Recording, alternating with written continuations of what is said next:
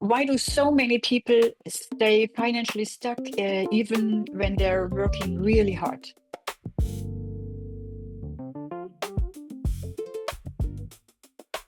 Today, we are talking about our upcoming lecture, our upcoming online event on May 20. It's all about Ho'oponopono and how it relates to our experiences with money issues, business, financial problems. I'm grateful to have you, GP, with me, and we host the event together. Thank you for inviting me.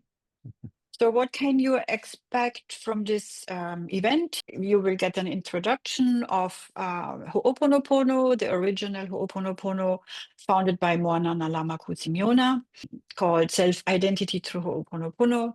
And you also will be able to ask questions live, and you will be given some beautiful tools to apply right away on all your problems you have, be it family, relationship, business, of course. We have relationships with our family, and we have a relationship with our business. We have a relationship with money and with our finances. So this is what we offer you at this evening. It's a 3-hour lecture, and it is May 20th, as I said before, from 7 to 10 p.m. Central Europe summertime. So JP, what experiences do you have in regards to Ho'oponopono and business?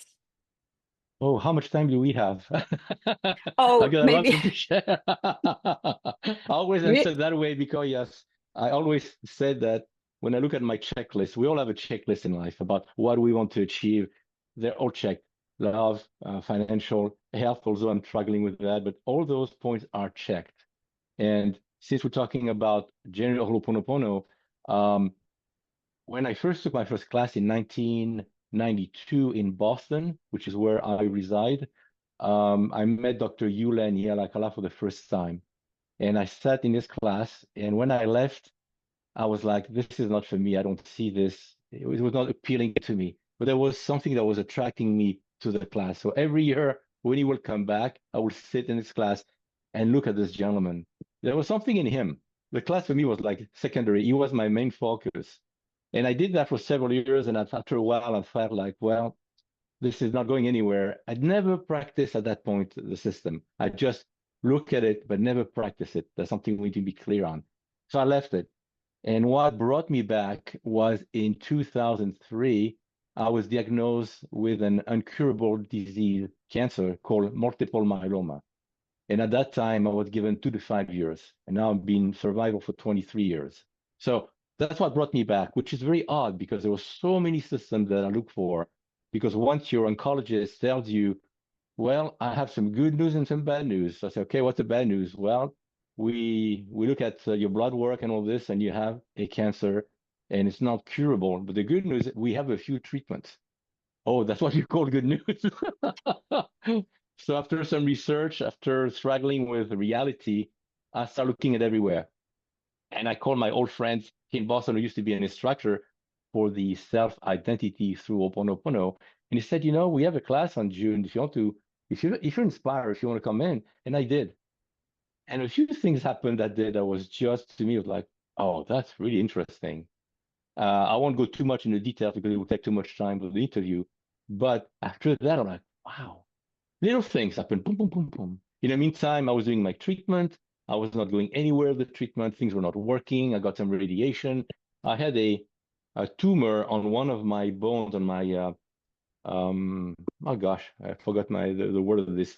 My skeleton on the back, my vertebrae, T5. It was chewed by a pretty large tumor, and 50% of the spinal cord was compressed, which means that at any time I could have been just paralyzed from that way down. They did radiation, nothing happened. It was still there. So I was getting very angry, rage of, oh, I don't know how my wife could have put up with me, but she did. And so that energy of rage, I decided to put it to good use. So I look into everything that I taught before. I went to that class and say, you know, what do I have to lose except my life? So I started doing the process. I started to go to more classes. I met Dr. Hew Len more, discussed with him, and I miss him. Long story short, we did a lot of cleaning. Things started improving. The oncologists, the experts here in Boston said, you are doing extremely well, surprisingly well. They even used like, we never seen this before. So the treatment I received is the same that other people receive. So I was thinking to myself, but what else am I doing that I'm responding that well except self-identity through Ho'oponopono? So a long answer, but another example, since we're talking about business, in 2010, my company was purchased by a competitor. And we were 3 vice presidents and 1 president of the company that I was working for. And they all left within a year. I said, I'm going to try to stick in there and try to work things out, but things didn't work out. I was reluctant to leave my job. It was well paid. I had 4 weeks vacation. I mean, I had a pretty good package. And at one point, my wife told me, you've got to find something else because I can see on your face, your health is degrading.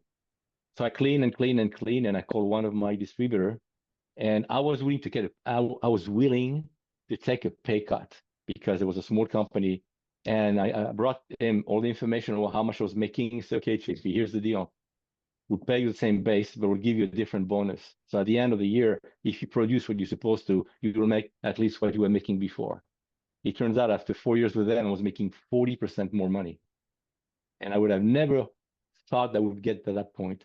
And through my life with a lot of things I was hoping for, but the cleaning opened avenues that I didn't know. And everything worked out. When my daughter got married, we didn't think they would get any children.